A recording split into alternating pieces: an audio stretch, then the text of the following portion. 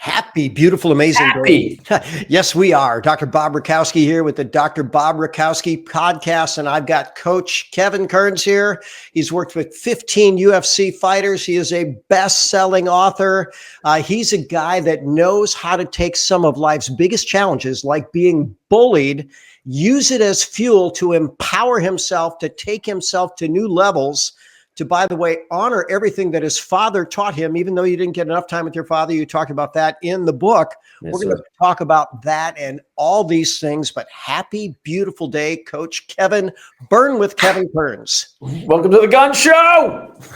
Those are quite some guns. And maybe we go back to that very beginning. Did you always have those guns?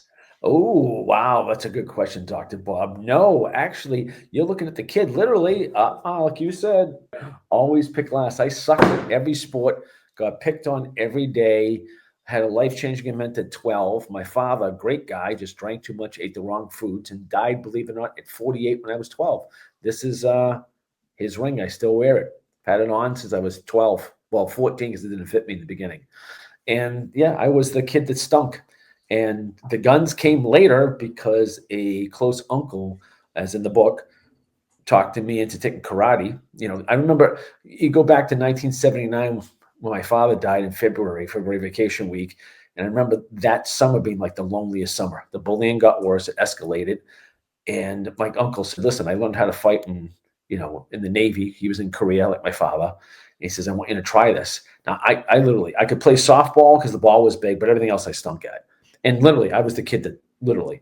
And when I went to karate, thank God for people like Charlie Matera. My original martial art was Kempo karate. And, you learn pretty quickly. And you know this from, you've been involved in martial arts for a long time. When you practice, you get better, And I think when you look at it as a whole, with your experience and my experience, many, many young people get involved in martial arts that aren't good in sports. You don't have the natural athletes that go right into martial arts. They go into something else, they're football players, whatever. We're usually the people that are like, it's a misfit toys. They handle the misfit toys. And, United Studios of Self-Defense, it was such a great place to be. And I learned pretty quickly, and it's one of my things I say in my certification course, and to my clients, don't hesitate to ask for help. And, we got a weight room at the studio. And, I was 14 after I was there for about a year. And I would go up to the guys that looked like G.I. Joes and big gyms. I know this is going to date myself, And I would say, hey, can you guys teach me weightlifting? They did.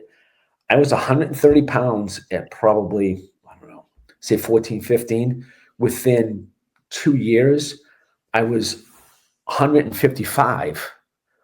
And I was bench pressing almost 300. I didn't know I was strong. I really didn't. It took to me. Then when I tell people about my path, how I literally kind of fell into personal training, fell into corporate wellness. I started weightlifting, took to it. I ended up in the wrong class at UMass Boston when I was 21. Exercise Physiology 101. I was a sophomore in a junior level class. I was actually taking nursing classes, but I entered the physical education program and I had to keep them off my back. So I had to take some other classes. A friend of mine, when I was working at a restaurant, had gone to UMass Boston, said, you really need to, back then, these kids think they have it hard, right? Back then you had to pick it through a catalog, right? You had to go through your courses, pick it through a catalog before on the internet. She's like, take this course with Dr. David Thomas, Exercise Physiology. I listened to 1 week of lectures, changed my major. Now we're talking 1987. Okay, let's date ourselves. The only people that had personal trainers was Madonna. There weren't any personal trainers in Boston. If you can't tell, I'm Bostonian with the Bostonian accent, even though I live in Rhode Island. It was funny going into that because it just made sense to me to be in that field. And then I did my internship with one of the personal trainers in Boston, one of the first ones, and then literally started my own company in 1990. Didn't know what the heck I was doing. I just, people ask me all the time, what was your plan? My plan was no plan. I follow this. When my heart speaks, it's that old saying, when your heart speaks, take good notes. In Boston, we say, when your heart speaks, shut the, up. Well, Kevin, I actually want to expand on a couple of things that you Sure. said. Number one, we don't have to have a plan, right? I think about Napoleon Hill, Think and Grow Rich, and even like, Martin Luther King, I have a dream. He didn't say I have a plan. Good point. I love that. I love that. He followed his heart. You followed yours. And here's one thing I'll say. If people actually do follow their heart and you just didn't follow it emotionally, you dove in with all out action, starting from, age 12 forward, right? Age 13, 14. Yeah. Daily, you trained 7 days a week. So what was the driving, what drove you? Was it pain? Most people don't train 7 days a week, especially at that young age. That's a good thing. I think what it was, it's a very good question, Dr. Bob. Pain from losing my dad, probably pain of seeing, like, they didn't just, as I alluded to in the book and you read in the book, they were doing stuff to my mother's house when I was at work. I mean, people complain now about going to work. I went to work when I was 12. Everybody, we're in the same age group. Well, you're like 38, but anyway, I went to work when I was like 12, and then you work, and they were doing stuff to my house when I was at work. So I think the drive was that. And I think the other drive, besides pain, I had to help my mother out. I think the other drive was that it was anger. It literally was anger. When people say that anger is a bad thing, I mean, you talk about Napoleon Hill, you talk about one of my favorites in your state, the late Zig Ziglar. It's energy, right? It's energy. I was listening to somebody on Joe Rogan's podcast, Mel Gibson, and people think you can't always be happy. You have to have these dips, because how do you know, until you've had that dip? So I think I was just so pissed off. And then in my head, black belt, black belt, black belt. That was my driving force. And then there was one kid in the book that there was a kid that came up to me. I forget, he's a different name in the book. But, I'm 14 and this kid was 6'3" and 240 pounds. And I literally would train. You read the book. I used to train every day to fight this kid. And I had a lot of people that took me underneath their wing. And I think I write about this in my book. I trained in my basement, and I wore out the paint and the cement on the wall, because I would front kick it and side kick it. It was a friend of mine who was older than me. This guy, Louis Nuzzle, said, you hit the heavy bag? Yeah. Do you have a basement wall? And Louis was kind of cuckoo. I go, yeah. He was like in his late 20s. I go, yeah. He goes, I want you to front kick and side kick that wall as hard as you can, literally. And I think that really was the driving force, because it took that raw energy, and it is raw, right? It is raw. I mean, come on. You see your father die, and I write about this in my book. My sister and I, by the time I was 21, we had been to a funeral every year for 10 years. Every year.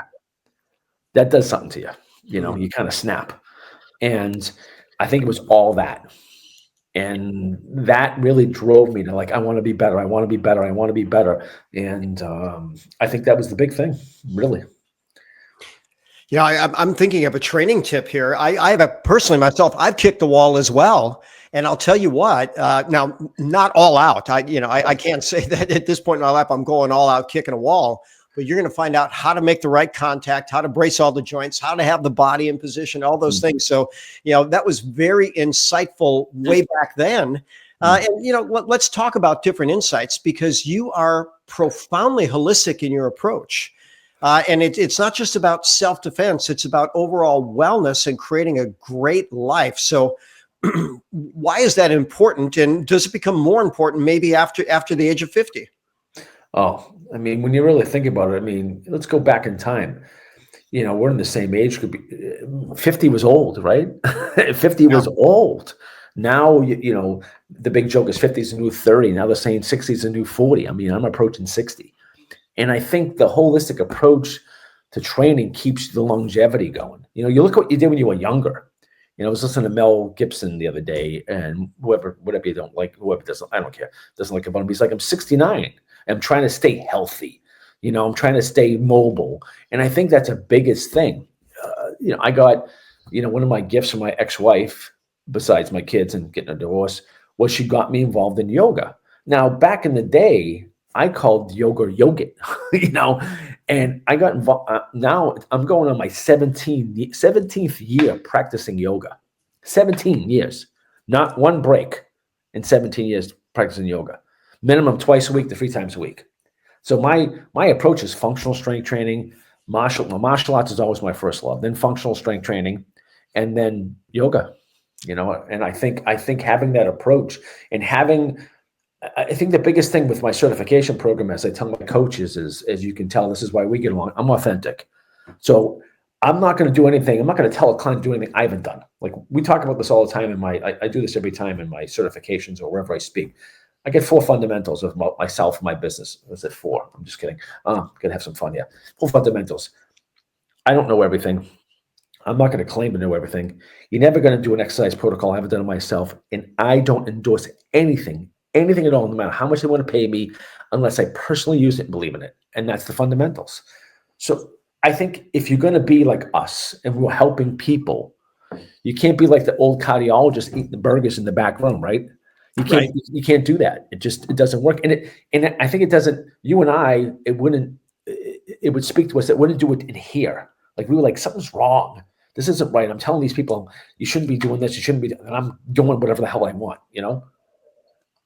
that kind of disconnect, I hope we see it going away in the future. I mean, there were so many of those memes, and, I try not to be mean spirited, but the last, whatever that position was, Secretary of Health, it wasn't a picture of health, and then we've got RFK, who looks like he could be on the cover of Men's Fitness, and maybe he will be. And so, huge, listen, the body tells the story. Your body is the result of the choices that you've made consistently throughout life. Let's transition to the mind real quick. Oh, sure. Because you also teach people, listen, when you're in fight or flight, you're not very rational. You're not very, you're not in a state to win at that moment. And you teach them how to get pretty quick into a calm, controlled state. So let's talk through that. How do people achieve that? Well, that's an interesting thing, because I haven't sent you that book. I do have another book called There's Light in the Tunnel, How to Survive and Thrive with Depression, which I fell into a deep one after my divorce in 2019. And I actually attempted suicide twice and came out of that. And then I decided to write that book I decided to write that book to make it raw and real, because I think it's seeing the inside of that. And that's one of my big things I want to do for a TED Talk, was that idea. I want to do something in mental health and show the connection between mental health and physical health. I think what you really have to do is, there's a great book out there called Buddha's Brain. And one of the biggest things you can take away from Buddha's brain is first dart, second dot theory, or they call it, sorry for the accent, first arrow, second arrow. First arrow is something that happens to you, right? Somebody says something, somebody does something. Second arrow is your response or reaction. If you have your reaction, not so good. If you have a response. So one of my yoga mentors said, if you can lengthen, yoga teachers said, if you can hit pause and lengthen the time between arrow 1 and arrow 2 and hit pause and responds versus react, you'll be better off. So I agree with you in this world. I mean, that the Department of Health can be a break. And I'm hoping that, I don't know if I shared this. I have to send you the video. I think I sent you the video. I'm hoping that, I'm get 25 nominations so far for President's Council on Fitness. So I'm hoping RFK is my new boss. Wouldn't that be awesome? I'm all for it. Well, you certainly have my vote, and let's just think about that for a few moments. So you're focused on the mind, you're focused on the body. What about the spirit? Does that come into anything? I think so. The more and more I get into this, and I was raised Catholic and the whole bit, and this is nothing against religion. I think you get to a certain point where it's not one religion; it's all religions. You know what I mean? And you can take things from everything. You can take things from Judaism, you can take things from Catholicism, you can take things from the Islamics. You kind of combine it together, and you kind of find your middle ground. So I think one of the best books out there is the Tao Te Ching. I think that the Tao Te Ching is one of the best books, and I'm a big fan of late Dr. Wayne Dyer. And you gotta listen to this, especially, and you're gonna have challenges. And I think there's nothing wrong. They've proven that prayer, meditation, it all works. It all works. And I like Zig Ziglar's thinking. I remember him from day one. He's how I started my business, because of him and Dale Carnegie and people like Stephen Covey. Negative thinking never helped nothing, but it's better than positive thinking. I mean, negative thinking never helped nothing. No, positive thinking never helped anything, but it's better than negative thinking. Stinking thinking. So I think you kind of have to absorb that. And Wayne Dyer would say this, and I'm a huge fan of this. What is your what? The how will get handled. What is your what? What is your why? Why and why? What are you doing? And then the why is even more important. The how will get handled. What's your why?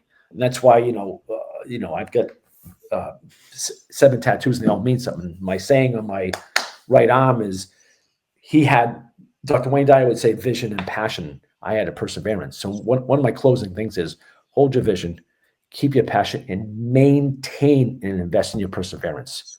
I grew up with Rocky, right? I grew up with Rocky. So those posters are hanging all over the place. That poster that says, life is not easy. It's going to knock you down. It's not how hard you can get hit. It's how hard you can get hit and get back up and keep moving forward. And that's life. Life isn't simple. So I think you have to really kind of get into that space, know who you are or know who you want to be, and decide on that. Decide, what's important in my life? I've got a good friend of mine that's well off financially, going through a messy divorce. He's got heart disease. He's in shape. And I told him the other day, and he keeps fighting back and forth. I go, what are you willing to walk away with? He's like, that's the best advice I ever heard. What are you willing to walk away with? How many nickels and dimes? It's almost like if you listen to the ex-Navy SEAL, the Admiral, his speech, I forget his name. Make your bed, McRaven. Yes. McRaven? Yeah. And he says, we had, this race, it didn't matter. He talks about the Munchkin crew, how they weren't over 5'5", but he goes, it's not the size of your flippers, it's the size of your heart. What are you willing to do? What are you willing to do? Well, that's where that passion's going to come in. You said vision, passion, and perseverance. What a great triad. I don't know that people really get that vision down to inspire the passion and then be driven to persevere. So any tips for people that go, I just don't know what I want? What would you tell those people? Well, Dr. Wayne Dyer would say that's the connection. At least you're asking. I don't know what I want. Yeah. But at least you're asking the question versus, how many people do we know? I'm sure you've seen patients. I'm sure you've seen friends. I'm sure you've seen family members. I hate my job. I'm going to work. I love what I do. I might not like the hours. My days, as you know, my day starts at between 3:30 and 4 o'clock almost every morning, Monday through Saturday. I'm still on the road. I've been on the road training clients. I do corporations. I do self-defense, the whole bit. But you know what? What's fun about it, and I just heard this the other day, it's something different every day. Like I love watching your videos, and you're like, I don't think anybody's ever had people lie down taking blood pressure. I go, that's so intelligent. I go, why don't more people do this? So I think it's the need for challenge. As you get older, you have to fire off those synapses, like go a different way to work, take something else different. You and I trained in the martial arts. I love martial arts, especially, now that, as you know, I'm into Filipino, Indonesian martial arts, especially Indonesia now. And you have to be ambidextrous. You have to know which one's going which way, and especially when using knives, and you have to know this. But the brain mechanics, especially with clients in my age group and our age group, are like, that's all they're about. They're like huge about firing off the synapses. So I think that's enormous. Your why, what's your why? And it's okay if you don't know. It's okay if you don't know. So what? The book doesn't make sense. Who cares? Write it anyway. The video doesn't make sense. Who cares? Look at you. You're a wellness chiropractor, doctor. You're doing podcasts. 15 years ago, you weren't thinking of that, but you did it. Yeah. Phenomenal point. Now, when you were talking about the stick fighting, I've got to tell you, that's something that I enjoy, and I'm beyond amazed at the skill that some people have with that. So you can teach an old dog new tricks, but that's this concept of neuroplasticity. So, I know we have to start a little slower. We have to groove the pathways, but is there an age where someone's too old to start training this way? No, I can send you a video from 2010, God rest his soul, Jeffrey Harvey. Jeffrey Harvey started with me when he was 84, and I have him boxing. Nice. And, when I first came over to him, his son was like, he falls a lot, blah, blah, blah. I said, okay. We had him on a mini fitness trampoline, and I had him on that. And the doctor's like, "What are you doing?" I go, "He falls all the time. He has to activate his balance mechanisms. He has to be unbalanced, you know." And he, greatest guy, he was Australian, and he, I can't tell you how many times I went over there. He had fallen down, scraped his head. I'm like, oh my God. We got him to the point where, unfortunately, until he died, we got him to the point where he was able to walk around the block several times by himself. Several times. Yeah, quality of life is amazing. I want to share a fun story. I treated a pro.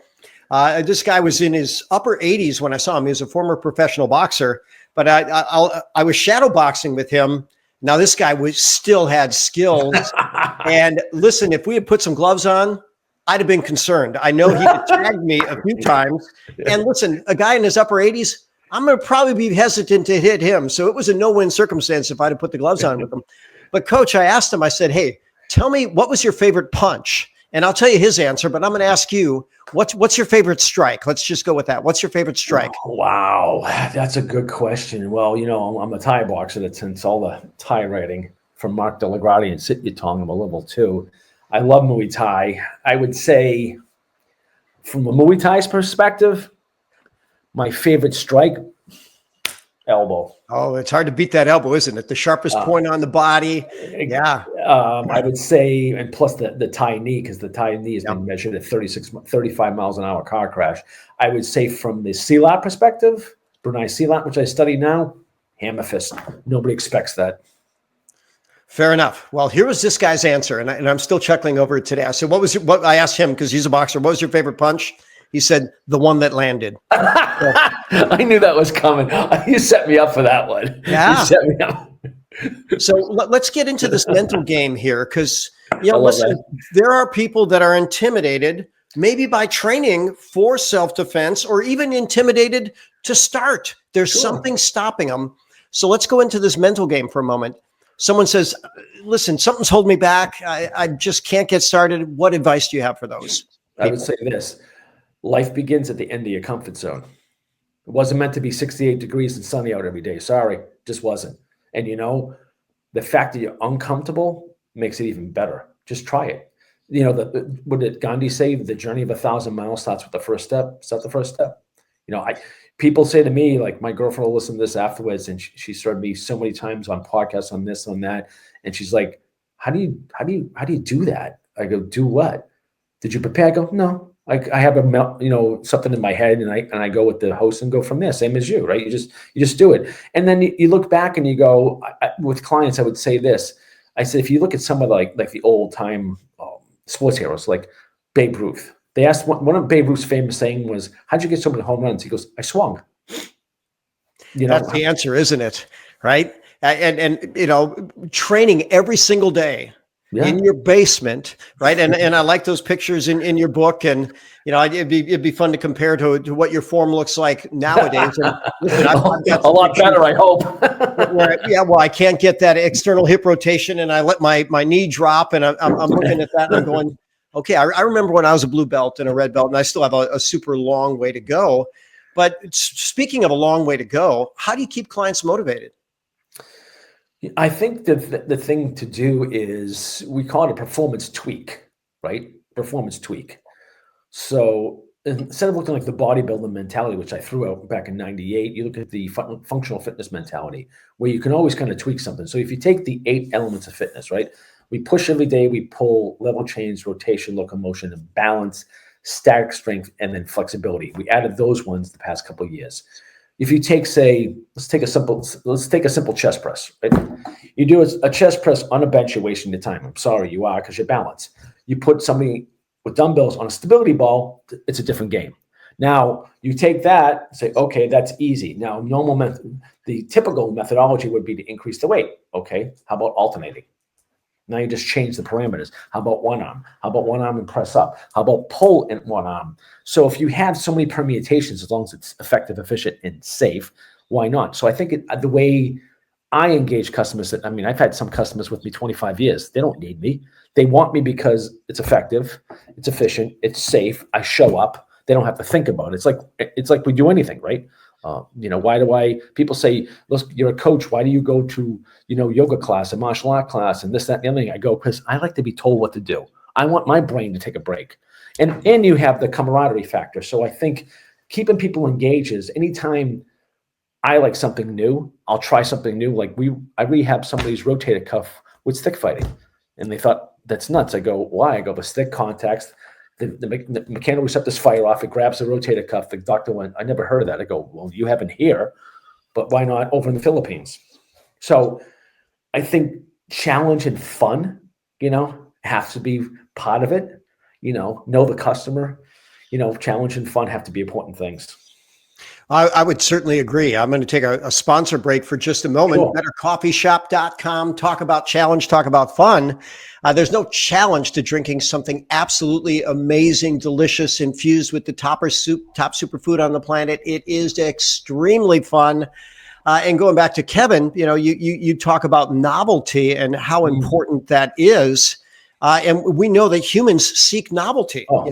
We get stuck in a rut. And then, by the way, they said the only difference between a rut and a grave is a grave just has the end sealed, right? So when we keep that novelty, I love that. Doing something different, we're going to train the nervous system, the fibers, everything is going to get better with novelty. And that's a pretty fascinating thing. You said something interesting. You're always putting programs together for people, so that brain is working. So you like a good trainer, so you can check out and be led through, which, by the way, I think that's true of the best of the best. Michael Jordan, he says, look, I wouldn't do anything without a coach, and even without a strength and conditioning coach. Yeah, I think it's important to have, you look at some of the most successful people in the world, they have coaches, they have coaches. Because why not? Because the coach might see a different angle. I mean, I have my coaches. Other people have their coaches. I always find it beneficial to have my own coaches. Sorry for the AC/DC in the background. That's my phone, my ringtone. Anyway, 70s music, can't beat it. I think it's important to have coaches for yourself too, because otherwise you're going to get bored.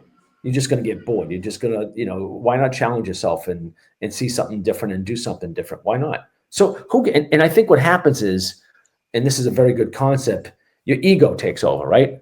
What is it? Age 7, it kicks in, and then your ego takes over. And it's like, oh my God, like I have a talk that I do at schools and corporations.